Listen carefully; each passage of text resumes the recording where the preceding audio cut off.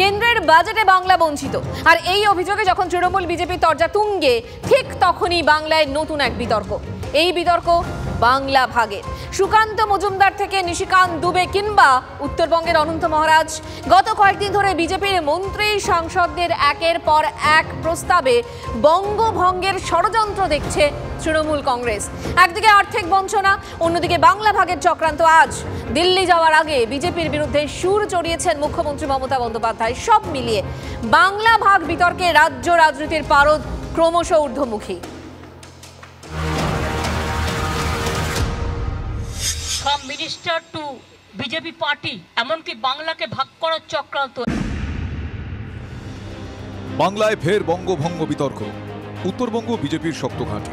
বাংলার এই অঞ্চলে বঞ্চনার অভিযোগে রাজ্য সরকারের বিরুদ্ধে বারবার সরব হয় পদ্ম শিবির। মাঝে মধ্যে উত্তরবঙ্গ ভাগের আওয়াজও ওঠে। প্রকাশ্যে বাংলা ভাগের বিরোধিতা করলেও সম্প্রতি মন্ত্রী থেকে বিজেপি সাংসদ বিধায়কের বেশ কিছু মন্তব্যে বঙ্গ রাজনীতিতে ফের বাংলা ভাগ বিতর্ক।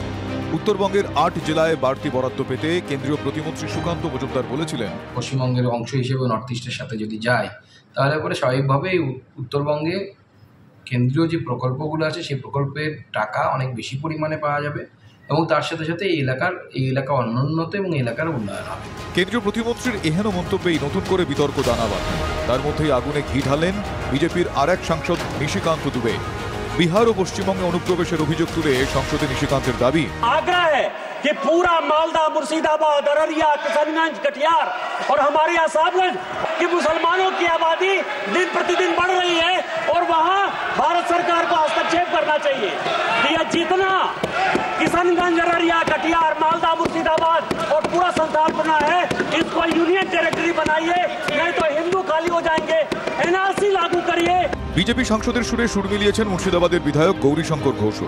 সেখানে আমাদের ধর্মীয় স্বাধীনতা ক্ষুণ্ণ হচ্ছে, জাতীয় পতাকা তুলতে দেওয়া হচ্ছে না, সেখানে আমরা আইনের শাসন পাচ্ছি না, বিচার পাচ্ছি না, পুলিশ কোনো ভূমিকা নিচ্ছে না, ল অ্যান্ড অর্ডার নেই, আর সেখানে জেহাদিদের শাসন।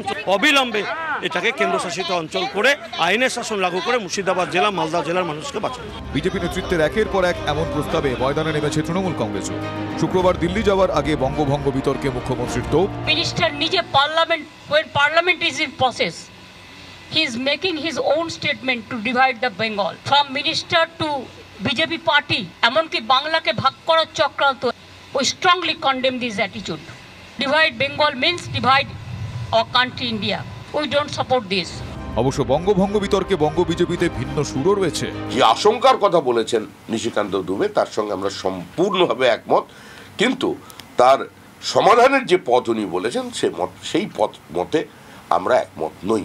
আমাদের দল এই মুহূর্তে পশ্চিমবঙ্গ বিজেপির অবস্থানগত। इन सबों को काट कर एक यदि यूनियन टेरिटरी यदि नहीं बनाइएगा तो हिंदू पलायित हो जाएंगे और आदिवासियों की संख्या ऐसी हो जाएगी कि फिर पता चलेगा कि विलुप्त होती कोई जनजाति है तो वो आदिवासी। উত্তরবঙ্গ তো বাংলা নয়, ভাষা, ল্যাঙ্গুয়েজ, কালচার আলাদা।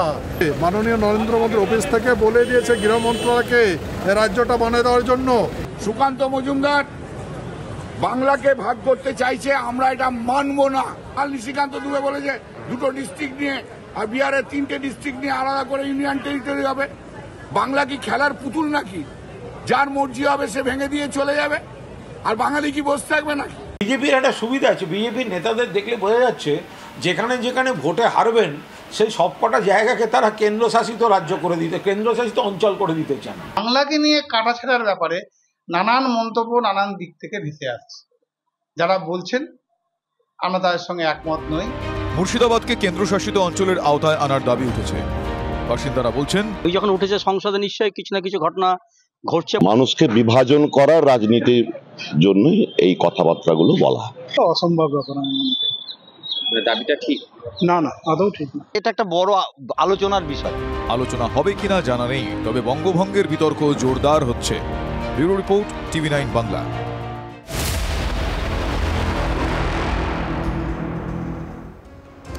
পুরো দুর্নীতিতে সিবিআই চার্জশিটে বিস্ফোরক তথ্য।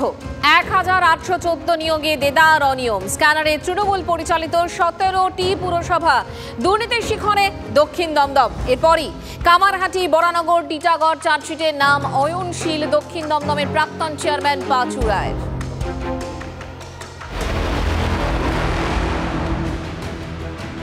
পুরনিয়োগ দুর্নীতির তদন্তে আদালতে অতিরিক্ত চার্জশিট পেশ করে চাঞ্চল্যকর দাবি সিবিআই এর। সিবিআই স্ক্যানারে রাজ্যের 17টি পুরসভার নিয়োগ। সিবিআই এর দাবি 2014 সালের পর থেকে ওই পুরসভাগুলিতে পদ্ধতি মেনে নিয়োগ হয়নি। কোন পুরসভায় কত বেআইনি নিয়োগ হয়েছে বলে মনে করা হচ্ছে তার তালিকা আদালতে পেশ করে কেন্দ্রীয় সংস্থা। সেই তালিকায় শীর্ষে রয়েছে দক্ষিণ দমদম পুরসভা। আদালতে চার্জশিট পেশ করে সিবিআই জানিয়েছে 2014 সাল থেকে রাজ্যের 17টি পুরসভায় 3650 নিয়োগ হয়েছে।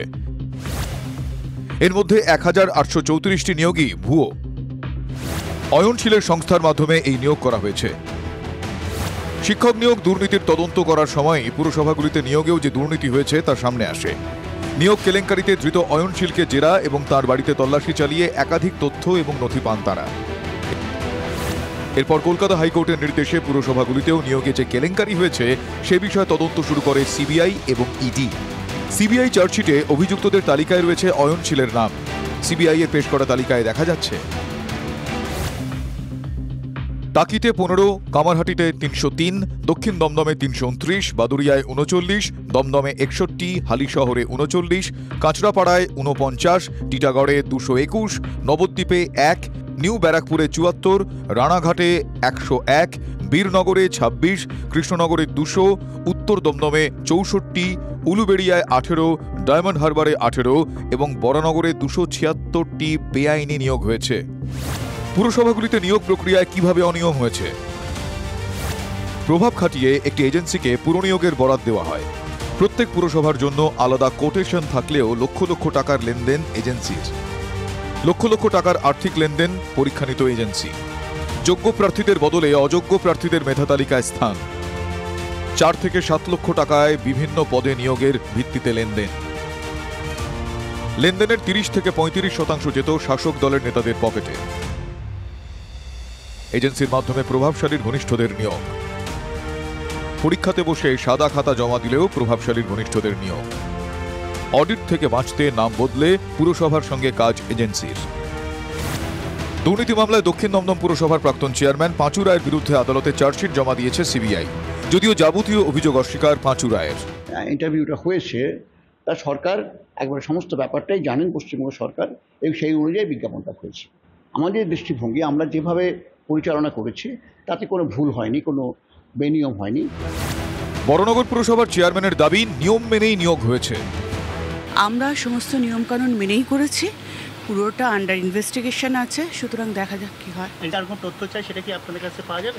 সিবিআই তো সব তথ্যই নিয়ে চলে গেছে, সবই নিয়ে যাচ্ছে। ওরা বলেছে নিয়োগে অনিয়মের বিষয়টি জানা নেই বলে দাবি করেছেন দমদম পুরসভার চেয়ারম্যান। সিবিআই কোথায় কি বলেছে আমার জানা নেই, আমার কাছে কোনো কাগজপত্র বা কোনো চিঠি আসেনি, আমি এটা জানি না।